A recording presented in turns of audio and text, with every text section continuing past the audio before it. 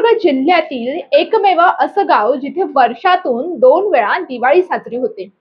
मालवणमधील हडी गावातील श्रीदेवी कालिका मंदिर हे शेकडो वर्षांपासून अस्तित्वात असल्याचं येथील ग्रामस्थ सांगतात।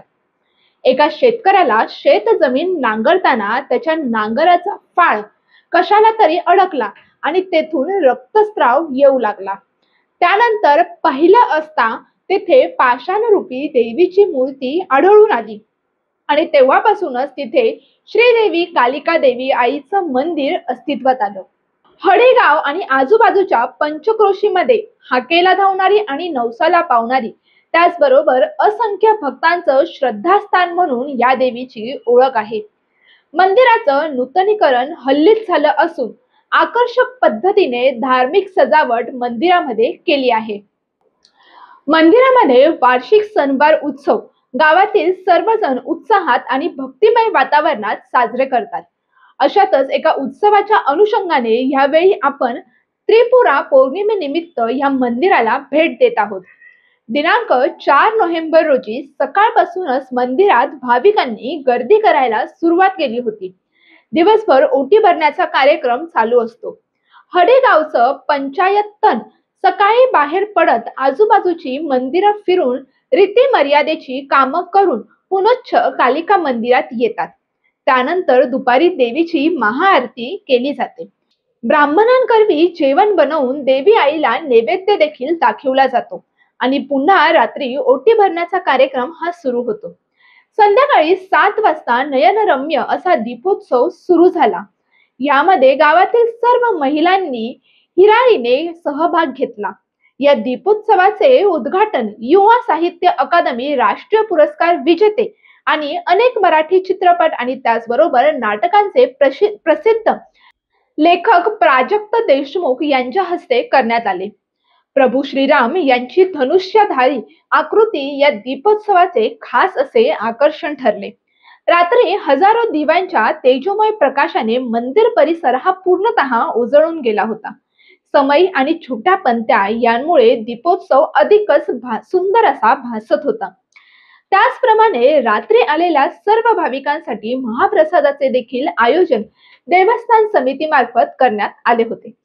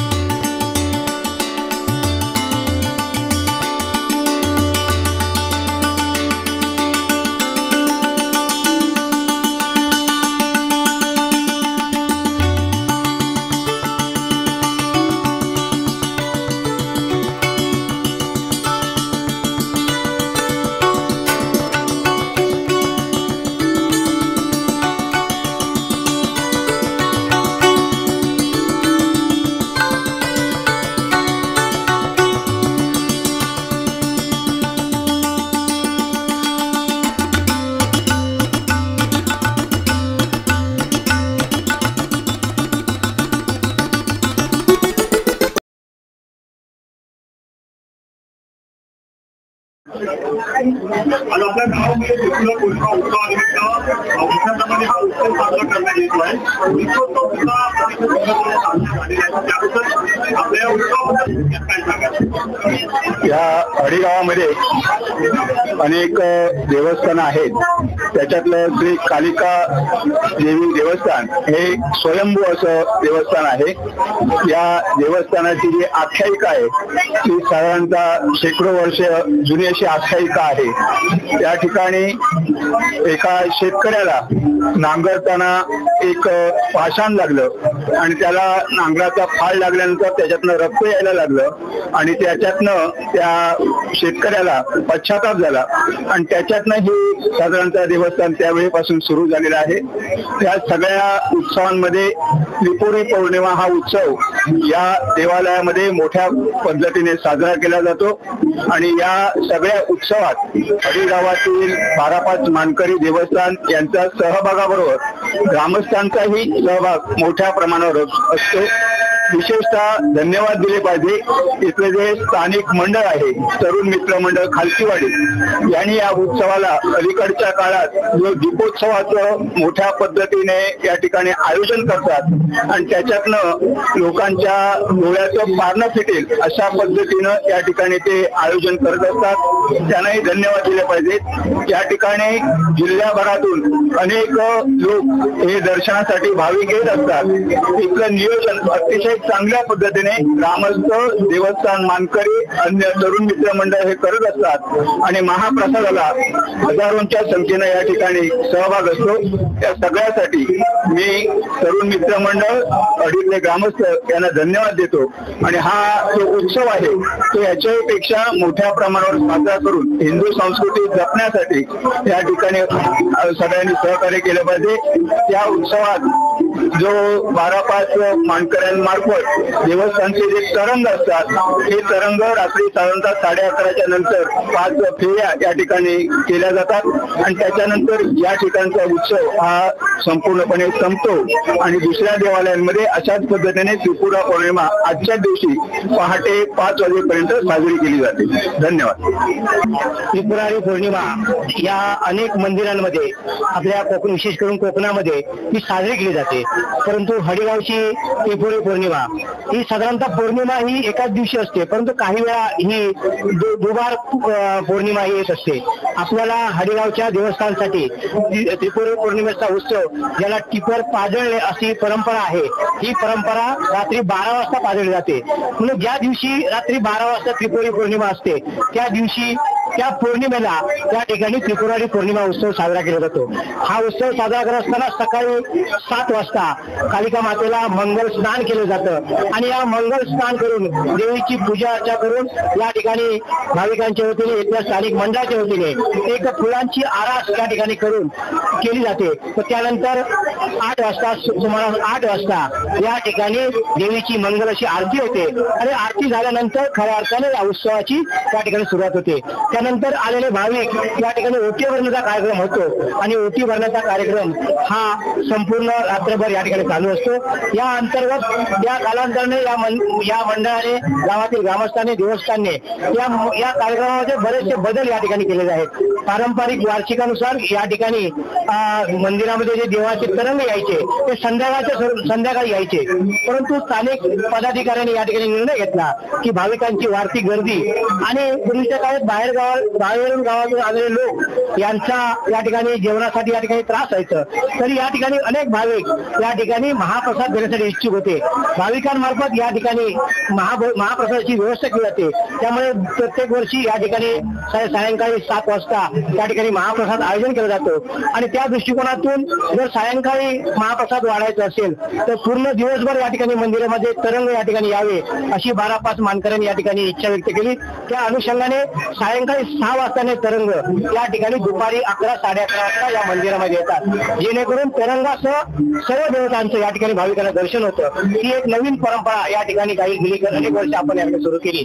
या उत्सवाबरोबरच तरंग येणं ही परंपरागत जरी परंपरा परंपरा असली तरी गेली 15 वर्ष या ठिकाणी तरुण मित्र मंडळ खालचीवाडी या ठिकाणी दीपोत्सवाचा कार्यक्रम या ठिकाणी आयोजित करत असतो. हा दीपोत्सवाचा कार्यक्रम हा त्रिपुरी पौर्णिमा म्हटली की त्रिपुरी पौर्णिमा हा दीपोत्सवाचा कार्यक्रम म्हणून प्रसिद्ध आहे. आणि पारंपरिक पद्धतीने दीपोत्सव काही मर्यादित स्वरूपाचं होतं, परंतु काही हिंदू संस्कृती प्रतीके या ठिकाणी दीपोत्सवामधून या ठिकाणी दाखवण्याचा प्रयत्न हा कालिका देवी तरुण मित्र मंडळ करतं. 12-5 मानकरी हडिगावातील समस्त ग्रामस्थ या ठिकाणी सहभागी होऊन हा कार्यक्रम या ठिकाणी यशस्वी करण्यासाठी प्रयत्न करतात. आम्ही सर्व भाविकांच्या वतीने जे या ठिकाणी सहकार्य करतात त्या सर्व भाविकांचं या ठिकाणी मनापासून आभार मानतो.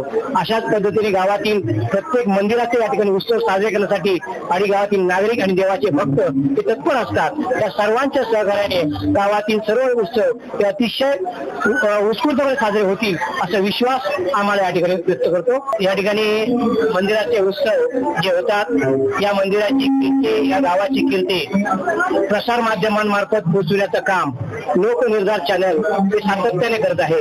लोकनिर्धार कार्यक्रम कोकणातील अनेक मंदिरांना प्रसिद्धी देत आहे, उत्सवाला प्रसिद्धी देत आहे, जेणेकरून कोकणच्या परंपरेला या ठिकाणी प्रसिद्धी देत आहे. आम्ही देवस्थानच्या वतीने हडिगावाच्या वतीने लोकनिर्धार चॅनलचे शतशः आभारी आहोत. गावामध्ये अतिशय उत्साहपूर्व वातावरणात दीपोत्सवाचा कार्यक्रम आयोजित केलेला आहे आणि उद्घाटक म्हणून आपल्याला इथे आमंत्रित केलेलं आहे. आजच्या उत्सवानिमित्त उद्घाटक म्हणून आपण झालं उद्घाटन केलं सुद्धा.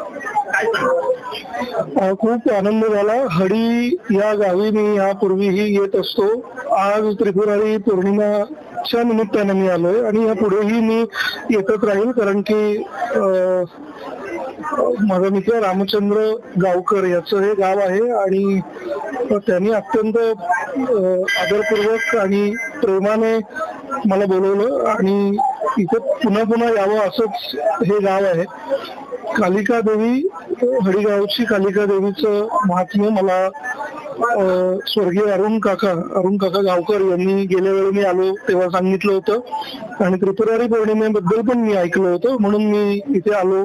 आता हा गावकर कुटुंबियांचं प्रेम आहे की त्यांनी उद्घाटक म्हणून बोलवलं, पण मी एरवी पण आलोच असतो ते बघण्यासाठी.